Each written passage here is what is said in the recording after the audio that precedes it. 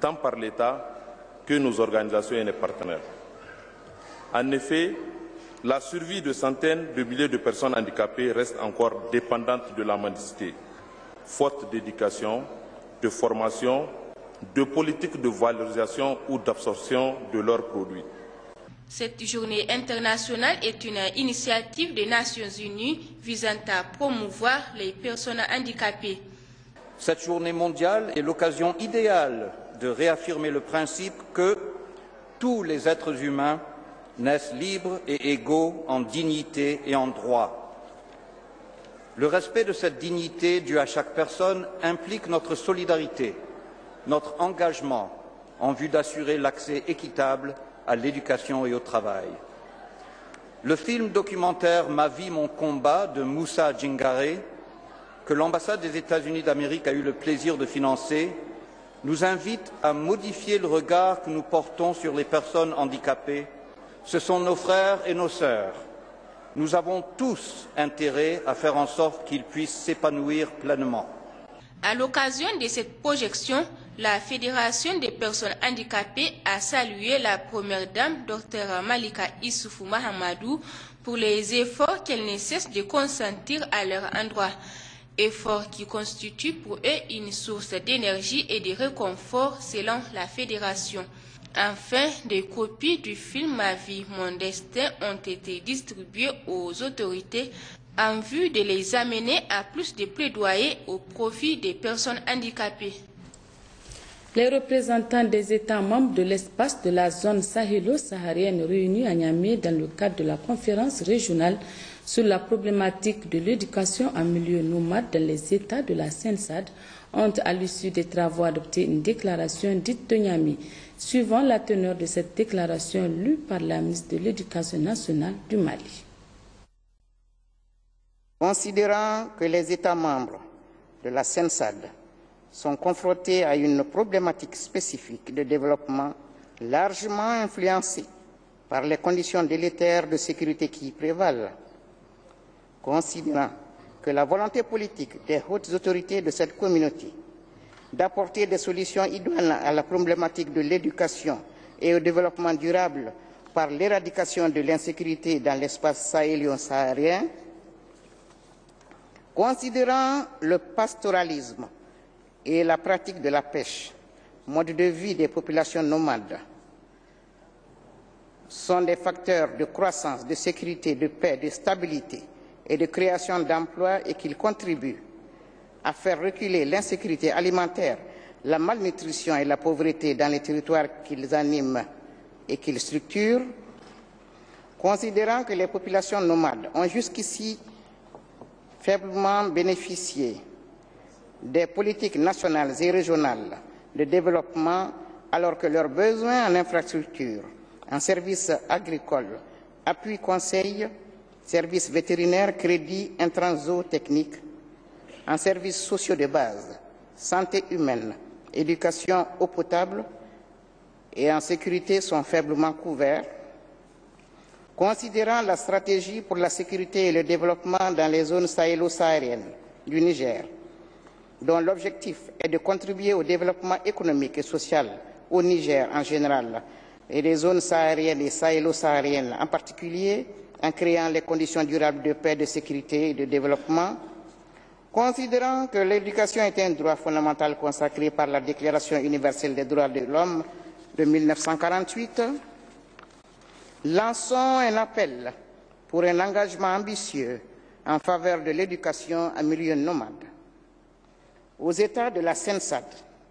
pour développer des programmes éducatifs nationaux en faveur des populations nomades, incluant des réformes,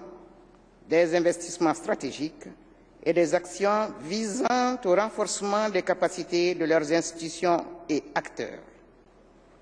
Aux organisations régionales d'intégration économique et technique SENSAD, CEDEAO, UEMOA, SILS, à appuyer la mise en place des politiques et instruments permettant de promouvoir l'éducation en milieu nomade, à faciliter la coordination des stratégies et des politiques nationales et à accompagner la réalisation des investissements à caractère régional. aux organisations internationales et partenaires techniques et financiers de répondre aux demandes de mobilisation des ressources en faveur de la zone nomade, plus spécifiquement au développement de l'éducation dans cette zone, d'accompagner la mise en place des politiques et stratégies éducatives en milieu nomade, de s'engager à apporter leur appui pour la mise en œuvre des priorités nationales en matière d'éducation en milieu nomade. À la société civile, aux entités décentralisées et aux organisations communautaires de base, à s'organiser afin de renforcer leur représentativité pour une meilleure prise en compte de leurs besoins au sein des instances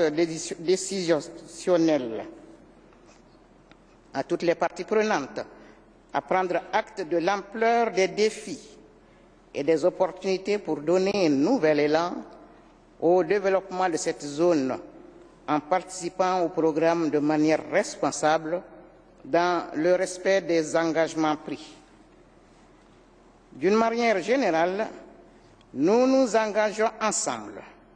à progresser vers un cadre d'action programmatique à moyen terme, englobant des appuis institutionnels, des réformes éducatives et des investissements pilotés par l'ADA sous le leadership politique de l'UNESCO, de la CENSAD, de l'OIF, de l'UEMOA, de la CONFEMEN. Valoriser les cadres de concertation existants et constituer une plateforme multi-acteurs permettant d'agir durablement pour l'éducation en milieu nomade. La ministre de l'Enseignement primaire a présidé hier après-midi au Palais des Congrès de Niamey les travaux de la conférence régionale sur la problématique dans les États de la CENSAD. Madame Ali Mariam El Haj Ibrahim a, au nom des plus hautes autorités du Niger, salué l'ensemble des partenaires qui, après 4 jours d'échange de points de vue, ont adopté une déclaration dite de Niamey d'une part et engagement des partenaires et les autres conclusions de la dite rencontre d'autre part. Compte rendu, Lemine Karima Dugou et à côté de glace. Après l'adoption de la déclaration dite de Niamey par les représentants des États membres de l'espace pays de la zone sahélo-saharienne, réunis à Niamey dans l'objectif de définir des politiques et stratégies pertinentes pour assurer une éducation de base formelle et non formelle de qualité à l'ensemble des populations de la dite zone, les partenaires techniques et financiers du secteur de l'éducation au Niger ont saisi cette occasion dans cet élan de recherche et de mise en œuvre de politiques et stratégies éducatives qui prennent en compte les réalités et besoins des communautés. L'éducation est un droit pour tous les enfants, filles et garçons, quels que soient les degrés de mobilité des familles. Les dispositifs scolaires actuels sont plutôt articulés sur un mode sédentaire et la nécessité s'impose de mettre au point un système scolaire adapté aux différents types de mobilité pastorale. La disponibilité des infrastructures et l'extension de l'accès sont certes importantes. Il n'en reste pas moins que la qualité constitue un élément fondamental dans ce contexte. Celle-ci inclut la mise à disposition d'enseignants qualifiés, la prise en compte des langues nationales dans l'initiation aux premiers apprentissages et les recours aux technologies de l'information et de la communication dans les dispositifs de formation.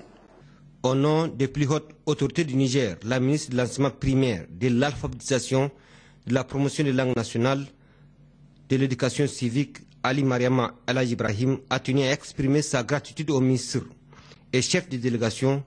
aux experts ainsi qu'à l'ensemble des participants à cette rencontre pour leur participation et leur contribution à une cause noble. À la lumière des résultats auxquels vous êtes parvenus, je peux vous affirmer sans risque de me tromper que les objectifs assignés à cette conférence ont été pleinement atteints à la satisfaction de tous. Le directeur résident de l'AFD, au nom des partenaires techniques et financiers du secteur de l'éducation, et le secrétaire général de la CENSAD n'avaient pas manqué de mettre l'accent sur l'importance de cette rencontre, objectif étant la conjugaison des efforts tant dans la réflexion que dans l'action. Votre engagement commun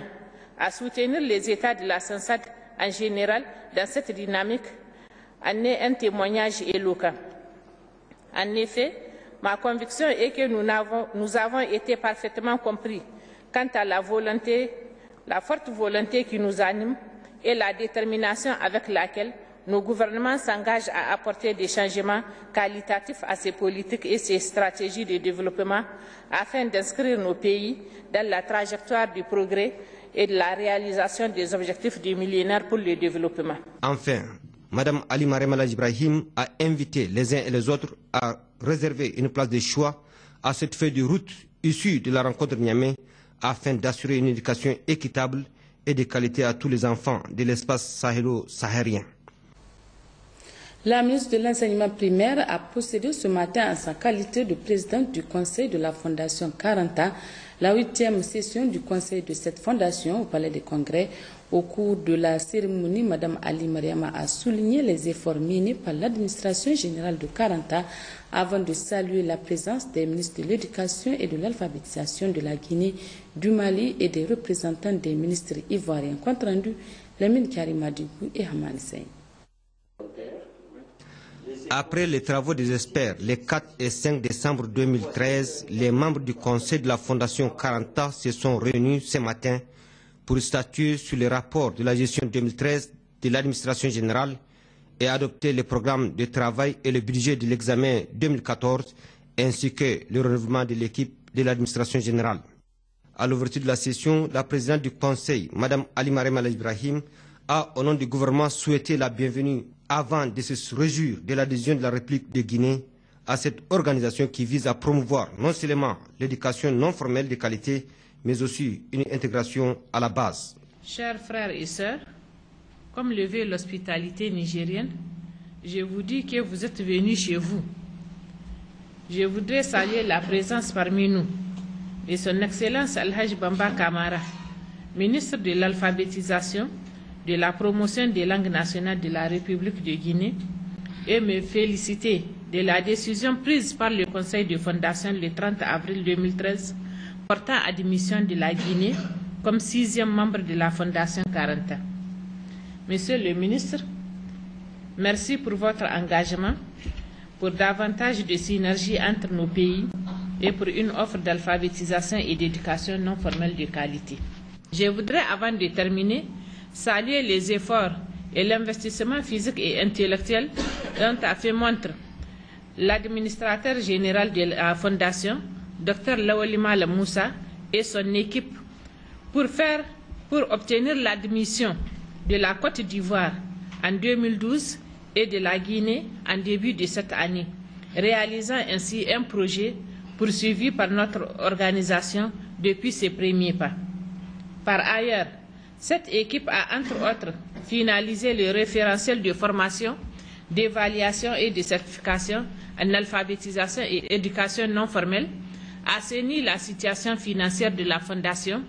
révisé le manuel de procédure et élaboré 8 avant-projets en vue de doter notre organisation d'un financement pérenne de ses activités d'appui aux politiques d'éducation non formelle. Lancée en 2006 à Dakar, la Fondation 40 ans a pour mission d'assister les pays membres dans la conception, l'élaboration et la mise en œuvre des politiques d'alphabétisation et de l'éducation non formelle. La Fondation regroupe aujourd'hui 6 pays, à savoir le Mali, le Burkina Faso, le Sénégal, la Côte d'Ivoire, la Guinée-Conakry et le Niger. Suite de cette édition, le ministre délégué à la décentralisation, aux affaires religieuses et coutumières, Mahamadou Sanoussi, a effectué une visite au niveau des services relevant de son département ministériel. Objectif, constater les conditions de vie des agents et recueillir leurs doléances. Les détails avec Asma Tikani et Laolissini. Le ministre Mohamed Sanoussi El Hadj Samro a commencé par le gouvernorat de Tawa et c'est le secrétaire général de la région Yahya Tankari qui a, au nom du gouverneur, empêché